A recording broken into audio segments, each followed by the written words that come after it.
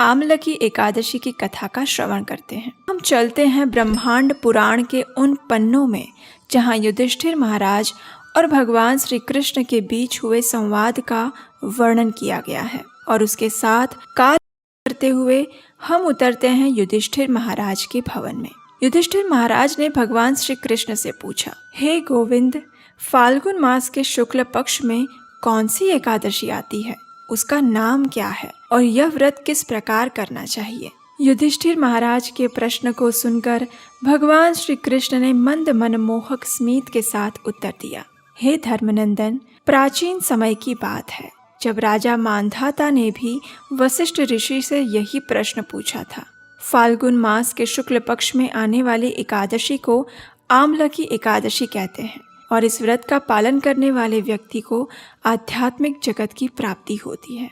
इस प्रकार कथा के अंदर दूसरी कथा के ताने बाने को गूंथते हुए हम चलते हैं वशिष्ठ मुनि और राजा मांधाता के बीच हो रहे संवाद की पृष्ठभूमि में। वशिष्ठ ऋषि ने कहा, हे महाभाग, इस सृष्टि के प्रारंभ काल में भगवान श्री विष्णु के थूक से चंद्र समान बिंदु प्रकट हुआ। वह बिंदु जब पृथ्वी पर गिरा तो उसमें से एक वृक्ष उत्पन्न हुआ जिसे आमलकी नाम से जाना जाता है। इस वृक्ष को देखकर देवी देवता, गंधर्व, यक्ष इत्यादि आश्चर्यचकित हो गए, और उसी समय एक आकाशवाणी हुई, यह श्री विष्णु का अतिशय प्रिय आमलकी वृक्ष है, और आमलकी वृक्ष यानी आंवले का वृक्ष।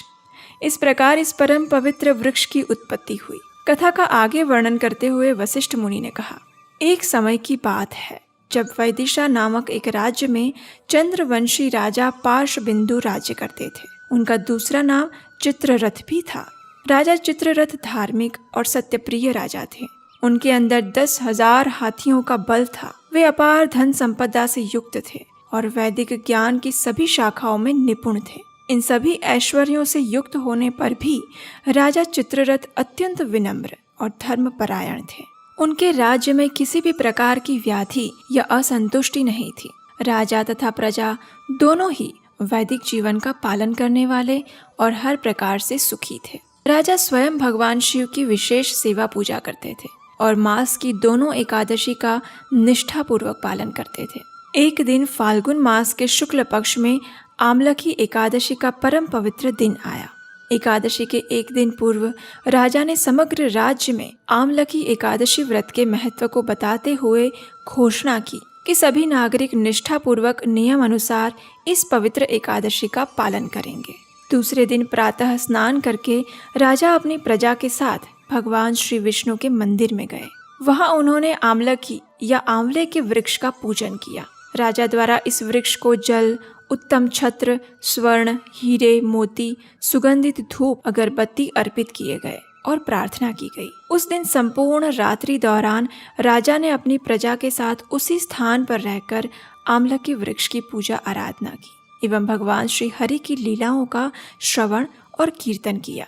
उस समय पशुओं की हत्या करके अपने परिवार का पालन पोषण करने वाला एक अत्यंत क्रूर और पापी शिकारी उस स्थान पर आ पहुंचा। पशुओं का पीछा करते हुए थकान से ग्रस्त उस शिकारी ने उसी स्थान पर थोड़ा विश्राम करने का निर्णय किया। जैसे ही वह उस पेड़ के नीचे गया तो उसने देखा कि राजा अपनी प्रजा के साथ आमलकी वृक्ष की पूजा कर रहा है। ये देखकर उसे बड़ा आश्चर्य हुआ।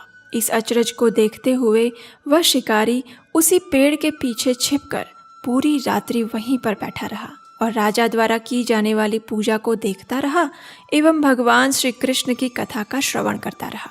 दूसरे दिन प्रातः राजा ने एकादशी व्रत का पारण किया और अपनी प्रजा के साथ वापस अपने नगर में चले गए।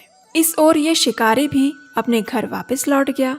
कुछ समय बाद शिकारी की मृत्यु हो गई। लेकिन यहाँ आश्चर्य की बात यह है कि इतने पशुओं की हत्या करने के बाद भी शिकारी को नरक में ले जाने के बजाय उसे एक बहुत उच्च कोटि प्राप्त हुई। अपने दूसरे जन्म में यह शिकारी जयंती नामक नगरी के राजा विदुरथ का पुत्र वसुरथ बना। यह उपलब्धि इस शिकारी को केवल इसलिए प्राप्त हुई थी क्योंकि उसने अनजाने में ही आमलकी एकादशी के दिन रात्रि को जागरण किया था और हरि कथा का श्रवण किया था। अब इस जन्म में राजा वसुरथ अत्यंत शक्तिशाली, सूर्य के समान तेजस्वी चंद्र की भांति सौम्य और भगवान श्री विष्णु के परम भक्त थे। वे अपने राज्यों के मामलों में अत्यंत निपुण थे और अपनी प्रजा को भी अपनी संतान की तरह प्रेम करते थे। अब एक बार क्या हुआ कि किसी दिन राजा का रथ वन में भटक गया। आसपास तो पूरा जंगल था, बाहर निकलने का रास्ता मिल नहीं रहा था। इसलिए थक हार के राजा एक वृक्ष के नीचे विश्राम करने के लिए आए। वहां अपने हाथों को तकिया बनाकर वे तो सो गए। अब जैसे ही उनको नींद आ गई, उसी क्षण वहां कुछ आदिवासी आ गए और वे आपस में चर्चा करने लगे कि अरे, ये तो हमारा शत्रु है और अभी हमारे ही विस्तार में आया हुआ है, चलो इसे मार डालते हैं। ये निश्चय करके सभी आदिवासी अपने अपने शस्त्र लेकर राजा पर प्रहार करने लगे, लेकिन सभी के आश्चर्य के बीच एक भी शस्त्र राजा को स्पर्श तक नहीं कर पाया और ये देखकर सभी लोग हैरान रह गए। अब वे दूसरी योजना सोचने लगे और उसी क्षण उस राजा के शरीर से एक दैदीप्यमान स्त्री प्रकट हुई। वह स्त्री अत्यंत सुंदर थी, लेकिन क्रोधित होने के कारण उसके नेत्र लाल हो गए थे और वह साक्षात मृत्यु के समान दिख रही थी। उसने अपने कांतिमान चक्र से सभी आदिवासियों का नाश कर दिया। उसी क्षण राजा वसुरथ अपनी निद्रा से जाग गए। जब उन्होंने अपने शत्रुओं को इस प्रकार वहां मृत अवस्था में देखा तो उन्हें अत्यंत आश्चर्य हुआ और उन्होंने पूछा कि आखिर किसने उनकी इस प्रकार सहायता की है।